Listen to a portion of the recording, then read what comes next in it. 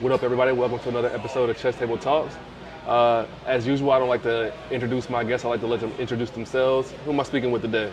Darius Dior here, content creator, kingdom music artist from Brooklyn, New York, by way of Somerset, South Carolina. I went to Benedict College here in 2004. Stayed at school for about 5 years. Left school, only thing I wanted to do was pick up the camera and go, do simple math and figure out how to build a business. I be laid back. I'm theocentric, so I believe everything that I do or everything that I'm doing, I believe that the Holy Spirit in heaven is leading me to do it. So I got what you call a kingdom mindset, right? Okay. And I'm like I said, I'm just theocentric about most everything that I do. You know what I'm saying? I can respect it. Yeah. The Lord ain't gonna be mad I'm drinking this beer, is it? Nah. Nah. If God was worried about something you doing, it ain't about you drinking that beer. You know what I'm saying? Word. I want to give people a little history on us, because me and Darius had some history together. One of the things that I like to start with, one of the things I always tell people about you that I wish more people had in them was the ambition and the initiative that you had when I first met you. So, to give you some history on it, was having a show and Darius just pulled up. I think Darius might have been shooting for Tam. I want to say maybe Yeah. you were shooting for. But he pulled up to my show and he was just like, you pulled up to the show and you were shooting for somebody else. Wasn't even shooting for me. But the next day, you gave me this complete full summary or wrap up of the whole event. It wasn't just the person that you came to shoot. You gave me a wrap up of the whole event. I didn't ask you for it or none of that stuff. You just gave it to me hey, yo, I did this. And I was super thoroughly impressed, not only by the quality of the work, but I was impressed by the ambition, like I said, and you just took the initiative to do it. And I was and we pretty much been working ever since. That was 2 years ago, Right. I haven't had a videographer or anybody else besides you since then. You know what I'm saying? Right. I was all right, I didn't know there was a job, but you got it. Shit, you know what I'm saying? So, right. So, and I think one thing that we kind of that made us kind of hit it off immediately or whatever. So that's kind of sort of our history. How did you get, what made you, that day, what was it about you that was you know what? I'm going to just shoot this whole thing and I'm going to give him this product, even though he didn't even ask for it. We didn't even know each other. What made you do that, Well, first thing, I had a conversation with my brother Sean Green. He's a serial entrepreneur. He's writing this book called The Broke Entrepreneur right now. And basically, I sat in his garage and he was just giving me some game about, because he got 5 businesses. And I'm like, yo, bro, why do you have 5 businesses and how do you have time to run all of them? Right.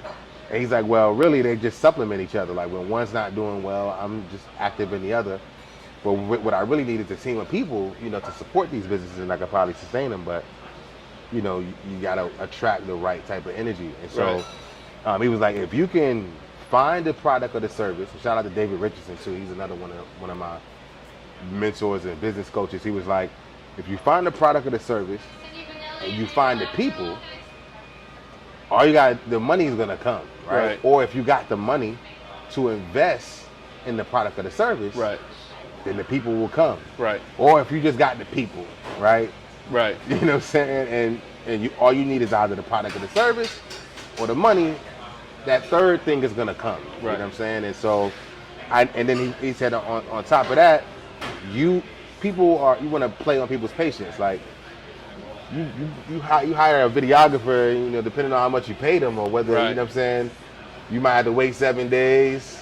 Right. You know what I mean, depending on how many customers or clients he has. And he gave me the Breaks for Less example, told me the story of how that company started. You know what I'm saying? Not only did they focus on one thing, they was also better than everybody else at that one thing. Right. And they could also deliver the product faster than everybody else. And that's how that company became a $1 billion company. Right. And if you apply that same principle to any product or service that you have, you guarantee to turn a profit. You guarantee to build a business. So I applied those principles that my brother taught me, and I was like, bro, I did it, and it worked. Right? I'm doing the content fast. Right. Right. But then, eventually I just ended up making sure that I was delivering quality at the same time. Right. And that was one of the things I was impressed early on. Like, I mean, back in the day, I was getting like a 1 day turnaround on something. That's if you don't edit, that's a lot. You know, if you're not familiar with that. So having a 1 day turnaround on a project is rare, extremely rare. Yeah. Yeah, like I said, touching on how we kind of knew each other. Like you also, I guess this is the returning of the favor. You interviewed me. Yeah. It's been like and that has been at least a year now, maybe 2 years since we did the first one. But yeah, so like now the tables are turned. Like I'm getting to ask the questions now, you know. Right, so this is cool or whatever. And it's also been cool. I'm just gonna. Last thing I'll say about our shared past, like how we kind of sort of knew, got to know each other, is that like it's cool that in a way we kind of sort of got started at the same time, doing this, and to see that it was like 2 years ago, and to see like where we started at, you had an iPhone 11, shooting. That's it. No lights, no microphones, no nothing. And I just had an idea. I think I had a mic. Did you have a microphone then? I had a corded one. Okay. I had the corded lapel mic, so I had to connect to the phone, walking around with the wire and all of that. Yeah. I thought when we did the interview at first, you didn't have microphones. I want to say. I think I did. They were just wired. You're right. You're right. It was the wire one. That's right. Yeah. That's right. They were just wired. Yeah. Bet. So while we're here, like you say, you do many things. You're a videographer. You're nice behind the camera. But this Friday coming up, you're gonna have a show here at Curiosity Coffee, 6 to 9 p.m. And you do music. How did you get about when you've been doing music longer than you were doing the camera stuff. That's so right. Yeah. how did you get into music? And I guess did it fall to the back a little bit while you were doing your behind the camera work, or was it always kind of sort of there the whole time? Like did you have to stop music to do your? I think it was both. The demand was there, right? So like my river is music. Like I've always wanted to do music, always did music. And so from that river, the stream of photography and film and editing came from that, because in order to support myself and, in terms of my career in the music. Right. And, even though it's ministry for me, it's still industry. We still gotta, meet industry standard at the same time. I was paying people to do my content for me, and they weren't really delivering the content that I'm asking for, right? Like even if the quality's good, it's not my vision. It's not. Okay, got you. They're not as vested in what I'm seeing, right? And I'm paying them, handsomely, and it's like, all right, I got a product, but it wasn't exactly the product that I wanted. So I got to take the time out to figure out how can I do this for myself, right? And I kind of had a revelatory experience. Like, God is like, look, I know you think you're doing this for you, but I need you to let this be your pulpit. I need you to demonstrate who you are and your character through this, right? And show love and minister to people's life through this service, right? And not just for you to have money in your pocket, because I'm gonna bless you, I'm gonna give you the money that you need to do what you need to do, and accomplish the things that you need to accomplish, be able to create the content for yourself, but I need you to service other people as well. You know what I'm saying? And so, and that's how I kind of shifted from how I got into music. I'm from Brooklyn. I grew up, Wu-Tang Clan ain't nothing to fuck with. Right. You know what I'm saying? I'm you know what I'm saying? Right. Like, I'm 93 Onyx. Right. You know what I'm saying? So, that's where I came up in Brooklyn on that. You know what I mean? When it was like really peaking early 90s. You know what I'm saying? Like, like little past Run DMC. I'm talking about like the first album I ever bought was Common. Okay. The B album, right? Right. And now, I'm not in Brooklyn anymore. I'm in college, about to go to college now. Right. But the first album I ever had was Mace, Harlem World, right? Oh, okay, yeah. And I'm walking around the hood in Somerton, because I'm moving from the city. I'm going to the country. Right. Everybody's stupid and country to me. So, right. So I'm rapping Mace's verse on DJ Clue's mixtape. Right. Somebody from Philly, my man, shout out to Big Phil, my man from Philly. He was like, "Yo, that's Mace, right?" Like he was the first person to recognize like I was rapping somebody else's, bars, and I was like, "Yeah, you're right, that is Mace." Right. So now but that's how I got inspired. Like Mace, Biggie, Jay-Z, that whole Right. 93 to 96 Yeah. era. Just like I want to do this. Gotcha. You know what I'm saying? That was my definitely my childhood dream. You know what I'm saying? Like I'm a rap. I don't care what's going on. That's what's up. Yeah. That's dope. So, do you find yourself ever being conflicted with the religion and the music? Because sometimes the music in and of itself, like hip hop music, and the culture can be conflict with Christianity sometimes in some ways. Oh yeah. How do you deal with being an artist, but also keeping God first in your things? Yeah, that's a dope question, right? So in 2009, I graduated from Benedict. Mm-hmm. So up until that point, you know, I'm selling drugs, I'm fornicating, I'm having sex. You know, I come from a Christian home, but I'm trying to run away from that. Right. By the time I was 17, I was running to Columbia to come to school to get away from, you know what I mean, that religious environment. I grew up, Right. you know what I'm saying, in that, you know what I Right. mean? And so I started seeking, right? So the name of my first project was Politics and Religion. And my brother, Vision Prone, he's going to be at the show.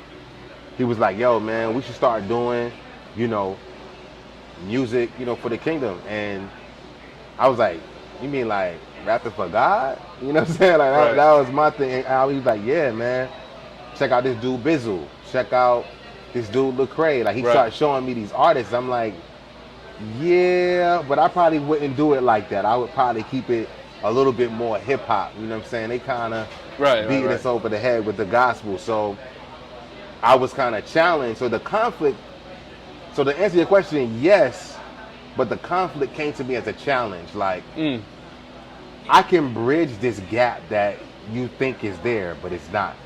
Well, what got you from, you know, for lack of a better phrase, running the streets to getting back to the church? So I got, we went to go pick up some dope. I was 19. We had weed in the car. We had guns. We got locked up. It's my first time getting locked up at 19. I was supposed to be at school. I was in my mom's car because my mother gave me her car to go to school. I don't got no money, so I'm like, you know, trying to get money. And then I get locked up in the car. My man is with me. We got two other dudes with us, an older cat and a younger cat, but me and my man, we like the same age. Right. We had, you know, people had to take charges, and I was like, look, that's not my gun. Those ain't my drugs. You know what I'm saying? Yeah. Like, I didn't know to say it's all mine so the police can lock me up and they come back and get me. So because nobody would own up to whose guns and drugs it was, we all went to jail. Got you. Right? I didn't know better though. So I'm thinking I'm about to do 20 years, right? You know what I'm saying? So I think I got my moms and my pops, they all got us out of jail and took us straight to revival. You know what I'm saying? Like, cause you know, like I said, holiness, you know, I come from that, right? And I gave my life to the Lord at 19, but I didn't know. I knew I meant it from my heart in that moment because what my life had culminated to. Right. But I didn't understand what I was really committing my life to. Gotcha. You know what I'm saying? And that kind of grew over time in relationships. You know what I'm saying? Like, I realized at 19, like, I can do this, but that doesn't mean that I'm going to be like y'all, or I'm going to be perfect, or I'm going to be, you know what I'm saying? I'm still going to curse you out. I might fight you. I might, you know what I'm saying? I still might fornicate. I still might, you know what I mean? But this thing that's in my heart that I had an encounter with was a real thing for me because I thought it was over. Right. You know what I'm saying? So I think that's, if that answers your question. No. That's kind of profound. That's scared straight almost. Yeah. Yep. So, you lived that life, and like so, you kind of I lived that life, but I wasn't about that. Right. You wasn't about that life. So like, I was trying to figure out how to word this, but I would say that like, we live close to each other, and like our kids grew up in this environment. They don't grow up like we did or whatever. Right. And sometimes they kind of can fall into that trap of like fake it till you make it, or like do this thing just try to look cool or whatever. Right. Do you have a relationship with your son where you could talk to him like, yo, Yeah. I used to do that shit, you know what I'm saying? Or blah blah blah. Don't do what I did. Be smarter than me. Or do you like? Or are you a dad that tries to play it like, holier than thou? Like Nah. I never would have thought of doing that. Nah. So I'm real like, and you could probably ask my son this. I'm real upfront with my son in terms of like, I talk to him straight up like, bro, it's in your nature to want to have sex. Right. You know what I'm saying? Like you're gonna wanna, like right now he's 14. Right. I'm having the conversations that my dad didn't really have with me. Right. That I wish he would have in a way that I would have wanted to receive it. Right. You know what I'm saying? Yeah. So like my dad was more so like, I'm gonna demonstrate to you that I'm a deacon and that I'm praying and then right? But he didn't really beat me in the head like, yo, you gotta get saved. You need to come to church. He didn't do that to me. Right. But what he didn't do, he didn't do that. But what he did do was he demonstrated. And so I kind of approach it from a standpoint of, look, I'm gonna tell you what it really is. Right. You know what I'm saying? Like, yeah, you know what I mean? The right thing to do is to not do X, Y, and Z. Right. But let's just say you do decide to do that. I'm gonna give you what happens. Right. You know what I'm saying? You go have sex with that girl, you're gonna keep having sex with her, and then you're gonna have a kid. You know what I'm saying? Because you're gonna get used to not having sex with protection. Right. And then she's gonna get serious and emotions are gonna get wrapped up, and she might do something. Like I'm giving them the whole scenario. Right. Like I'm big picture dad, not Right. You know what I'm saying? No, that's cool. That's cool. No, I get it. Yeah. I'm definitely kind of sort of the same way with my son. Just like the upfront approach, Right. Rather than hearing from me than somebody else, Yep. because you never know how some kid is going to explain it to him. Or, Right. so that's cool. So like, I guess let's put a bow on the religion aspect. Like you said, you said your father and your parents were very, very religious. Yeah. And you're a religious person yourself. Is that something that you forced? No, I don't want to say like forced, but was something that you found yourself maybe forcing on your son, or did you give it to your son as an option? Well, I think the first, I would say, I wouldn't consider myself religious in the sense that for me it's more like it's more of an identity thing, right? Like even though I'm from Brooklyn, I'm really from heaven, right? In my mind. So I was born in a space where I was in a religious setting. You know what I'm saying? And I saw what that was, and I was like, all right, that's not it. Right. Right? This is not it. So I gotta be like in your face, Right. countercultural, and I would say more so like how Jesus was. You know what I'm saying? Like he wasn't, you know what I mean? He wasn't that. Right. When we say religion, when we think religion, that's not who Christ is. That's not what he did. None of that. You know what I'm saying? So it's like, it's more so of a demonstration of repentance in your face. Like, Okay. I'm carnal, bro. You know what I'm saying? Right. You know what I mean? Like, I cannot sit here on this platform and tell you that what people see as religious is what I represent. Right. You know what I'm saying? Like, that it more so sounds like a certain level of righteousness or like equity you get for being that way. You know what I'm saying? As a person who's like, yo, I'm far from that, bro. I'm still struggling, smoking these blacks. You know what I'm saying? Right. You know what I mean? It's not for you, man. It's, no church in the wild, man. No church in the wild. Right. Yeah, bro. So I mean, but I believe God for every promise that He made, and I feel like for me, the Bible is a constitution. Like these are promises that God made. Mm-hmm. So when I pray in whatever we consider a religious setting, I'm praying that. Like, gotcha. Okay, the word says here, God, right? I'm holding you accountable to this, that you will never leave me or forsake me. I feel lonely right now, God. Be with me. Mm-hmm. Right? That's a demonstration of, somebody might say that's a religious activity. And that's just a relationship that I have personally with the deity that I honor. Got you. You know what I'm saying? And you can be a part of that or not. You know what I mean? That's a very good way to explain it. So the two things combined, you always love music, and God has always been in your life. So that does seem like that seems like, okay, I can, when you look at it like that, okay, you can see the match. You've always been religious, you've always liked music. Put them together. But I mean, those two things, especially like religion and music, don't go together, especially in hip hop. Don't necessarily always go together so well. Were you ever worried about people saying this religious rap or rap, this God rap is gonna be corny? Like I don't like. Do you ever that thing? Do you ever like, oh, this is gonna be corny, man? I don't want to do it because it's gonna be corny or whack or whatever. Yes. And first of all, I said it was corny. I said it was whack. Everything that I had heard that represents what I do right now was corny to me because my ego was saying, I'm not doing it, so it's not good. Right. But that's the hip hop in me. Right.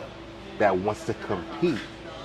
And then when I realized, like, okay, you're doing industry, but then you're also doing ministry. And this has got to be about us.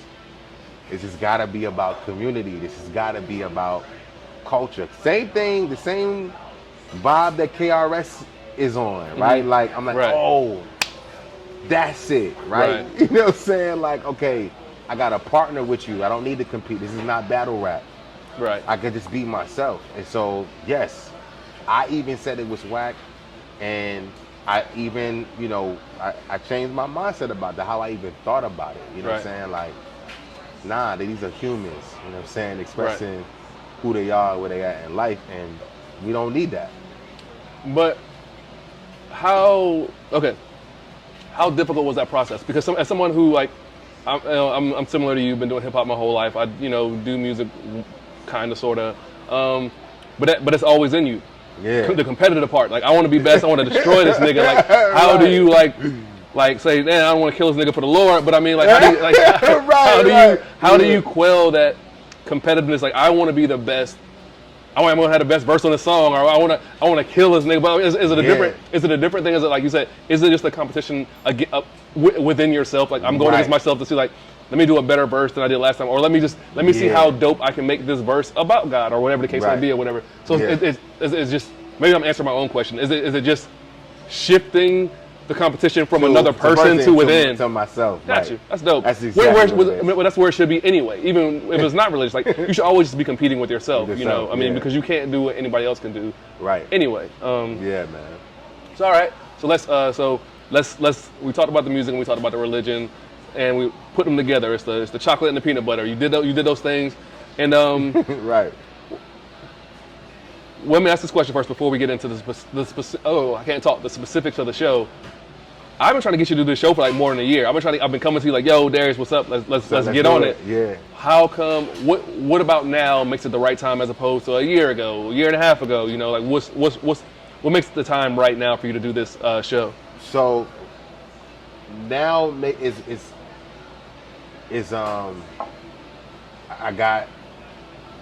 I guess I want to say the unction to do it now, because I'm in a good space physically, good space mentally, good space financially.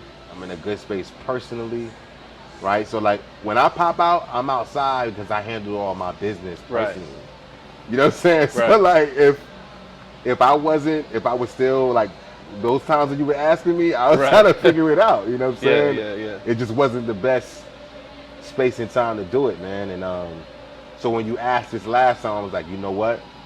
I'm gonna go ahead and commit to this, because I know by the time we get close to that, I'm gonna really be in the space that I need to be. You know what I'm saying? It's gonna be money in the bank. You know what I'm saying? My wife is gonna be good. I'm gonna make sure I get this business where it needs to be. I'm gonna commit to it, and I'm gonna physically and mentally and spiritually commit to myself. You know what I'm saying? In the way that I need to, and I'll be ready at that time. That's what's up. So all right, let's talk about the show. August 25th, 6 to 9 p.m. Yep. Let's talk about it. Man, we got Reggie Rock coming through. All right. My brother from Spartanburg. We got St. Jones. He's from Greenville, from Ohio. I met him not personally, but I had encounters with him online. Mm-hmm. Super talented artist, man. We got JB Sampson. He comes from the Kingdom Music sphere as well. But I knew him before, you know what I'm saying? He grew, you know what I'm saying? Right. So, yeah, like, JB's that guy, man. Yeah. JB coming through. I got Blue Eye Soul. She participated with some records with us on some of the early mixtapes. It's Vision Prone. He did a lot of records with me. It's his birthday that night, so I'm gonna give him a moment on the set with me. We got music together as well. Right. I got Reese White. Reese White he's from New York, but he's lived down south. Right. Like me. And he's one of those artists that I admire as well. He's always known me. We got New Israel coming through, man. New Israel is from New York, but he grew up down south. So it's a lot of artists that have a lot of connections and relatability. They're also super talented. And then we got Kevin 1100. Kevin 1100 is coming through, man. He's gonna get on the set first.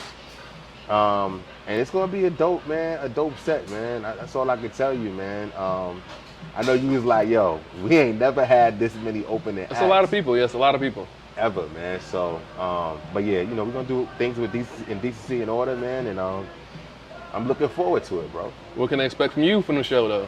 Bro, I was talking to my DJ Trey Searles, man, and I'm gonna give you a little bit of everything I've done musically. So I'm gonna give you some politics and religion. I'm gonna give you some audio grace. I'm gonna give you some book of names.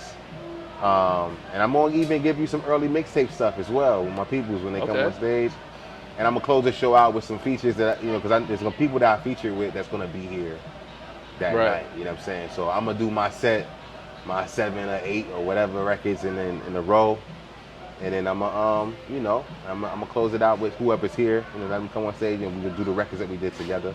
Okay. And I'm gonna bring the energy, man. It's gonna be energy. It's gonna be heavy hip hop energy, man. I can't wait, man. I'm excited. Yeah. Is wifey and young boy gonna be in the building? Yeah, they definitely coming through. My wife is coming through. My son is coming through. I reached out to my son. First person I invited was my son. You know what I'm saying? I wanted to make sure I took that moment. And he was like, all right, Dad, I'm gonna rock with you this time, But now, does doing it in front of your son make you a little nervous?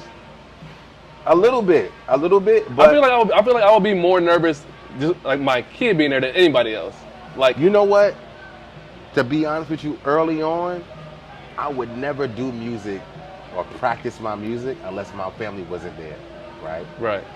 And because I felt nervous, but then I realized that was a space that a gap I needed to close. I needed to grow in that area. Like I needed to allow them to see the version of myself that they don't normally see. I needed to let them see that. You know what I mean? So, yeah, man, I used to get nervous, but now I don't.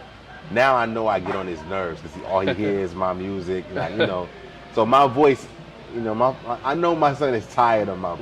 Right. You know what I'm saying? Yeah. Is he? You said he's 14. Is he spitting himself? Yeah. Is he rapping? Secretly he rapping, but he don't want to admit it. he probably saying something he don't want you to hear. Yeah, and it's cool. I told him, like, look, bro, you're more intelligent than you can say other words, but it's cool. Right. I know you be cursing. Right. You know what I'm saying? I know you be. I hear you. Right. We know that you curse, right? You probably still ain't gonna curse in front of me, which is cool. I appreciate the respect, but you can keep it real with me too. Right. You know what I'm saying? Yeah. Okay. That's gonna be dope, man. So, like, you're somewhat of like a Renaissance man, and you do a lot of things, especially behind the camera. Like, I've seen you do like music videos and shooting events, shoot TV shows, retreats. I've seen you shoot a lot of different type of things, along with like doing the music and everything. Like, is there one part of all of this stuff, like all the things you do, the multimedia stuff, that you like more than anything else? Because I heard you do poetry before. So like, is there one thing, like I like rapping, or I like being behind the camera, or I like directing? Is there one thing that you like to do more than other, or does it like I like doing all this shit? Yeah, I to be honest with you, I like doing it all, but I know that my creativity, I'm not just creative because I work so hard to be creative. You know what I'm saying? Right. Like, I get creativity opportunities, and so it challenges me. You know what I'm saying? So I love the challenge of fulfilling the need. You know what I mean? And so I think that's what I really love, is solving a problem. You know what I'm saying? Like, that is not even like like whether it's a wedding or whether it's a podcast or whether it's whatever, I want to help solve your problem. You know what I mean? In terms of whatever story you're trying to tell or content you're trying to create. I like the problem solving. Got you. Okay. So what we got? So going forward, I mean, you got albums. You know, you got. What can we be looking forward from Thinking Kingdom, from Darius, Dior, like going forward? You know, the rest of 2023, 2024. What's on the table? Or what's in the works? More content, bro. More content is in the works. Script writing is in the works. Right? Me and you talked about this project we're going to do, and I'm not going to say it here, but that is something I want to build on with you and other people who I know are talented writers, man. Like, we need to create content for ourselves and our community and tell the actual story that's going on right now. Like, I think the latest thing that came out was they cloned Tyrone or whatever. You know what I'm saying? But we also had Black Nerd Mafia. You know what I'm saying? We also had Kingdom. You know what I'm saying? Kingdom. We also had, you know what I mean, these genuine relationships that we've built here in South Carolina. There's a whole slew of content to be created, to be written, to be built on. Relationships to be, you know what I mean, this is what manifesting the culture sounds like, what it looks like. Right. It looks like partnership. It looks like more collaboration, more content, more relationship building, more community, bro. That's what it looks like for the rest of 2023 for Thinking Kingdom, man. That's what's up. That's what's up. Yeah. Shit, I forgot what I was about to say. Okay, yeah. So like I said, we both kind of started around the same time, about like 2 years ago. Kind of 2 years ago, whatever. What has been in these last 2 years? What has been either the most surprising thing or the coolest thing that's happened in these last 2 years that you didn't even see coming? You know what I'm saying? It's like, you know. Yeah. I want to say the most surprising thing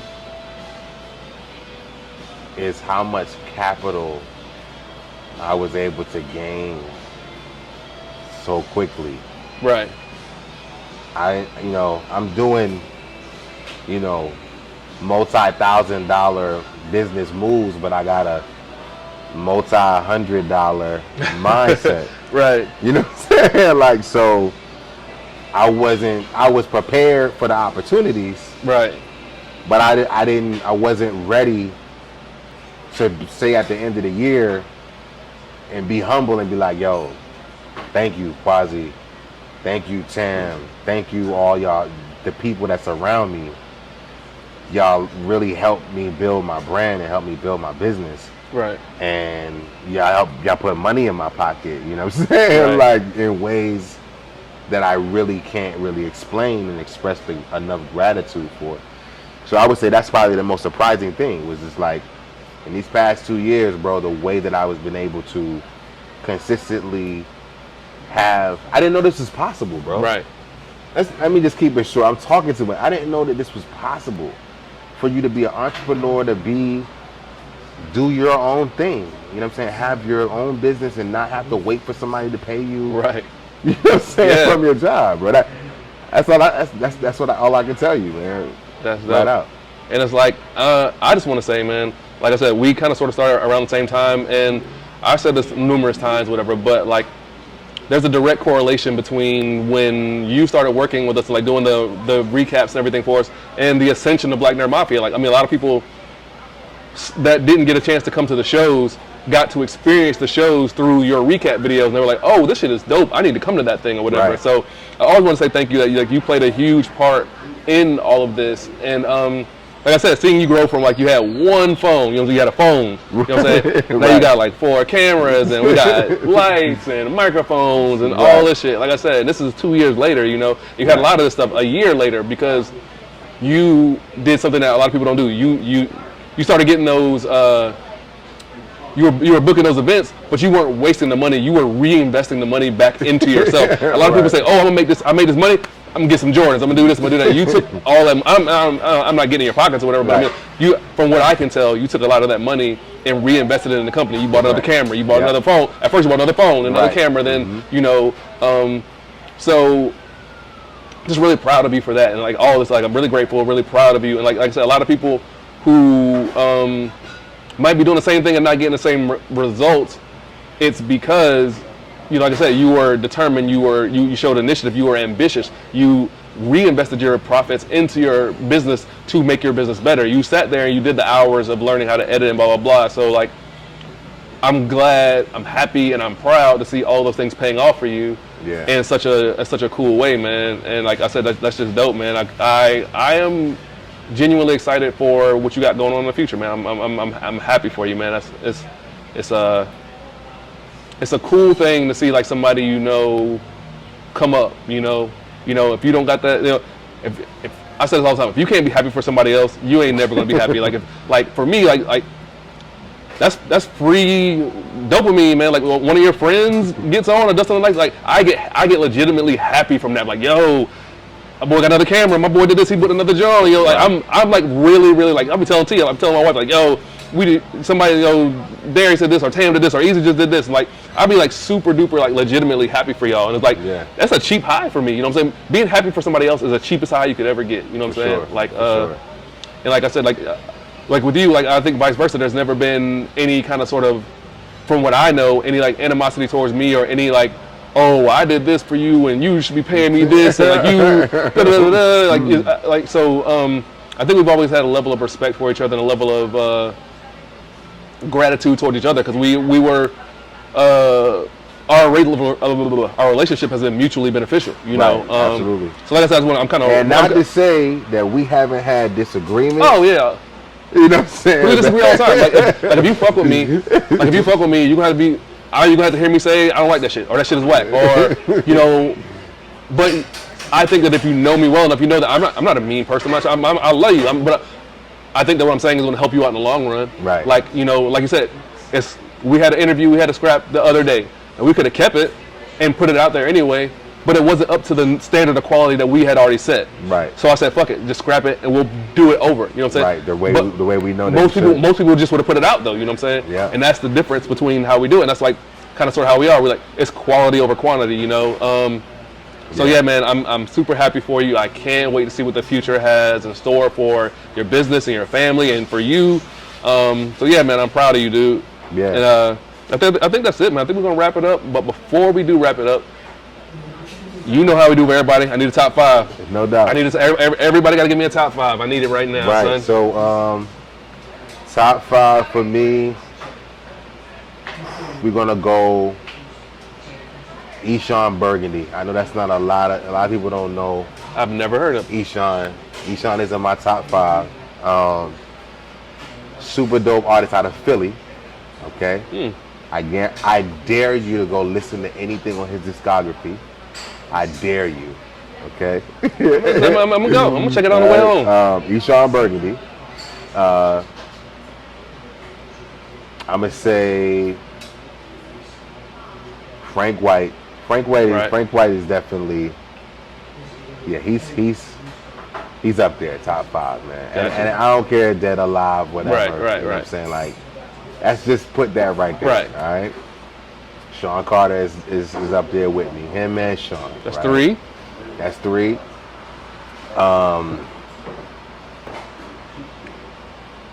Mace. Mace is 4 for me.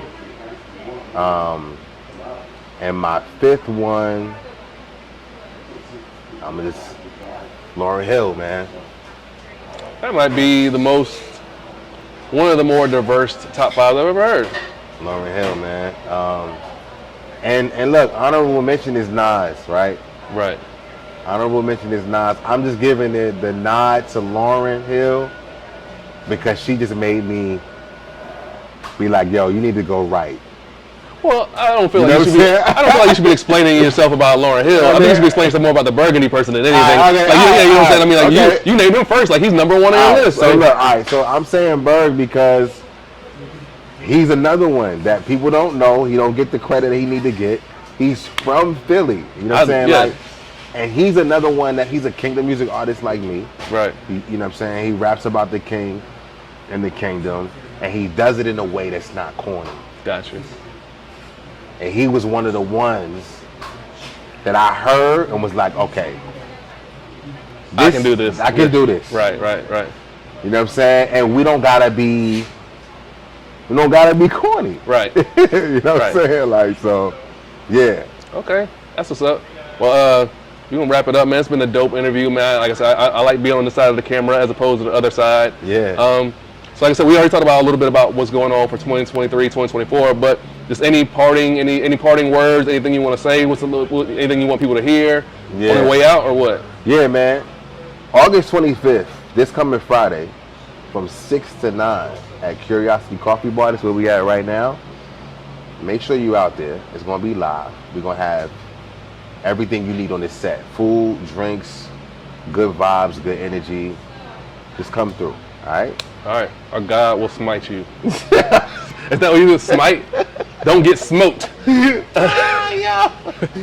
right. This is Chest Table Talks. We out. Peace and grace.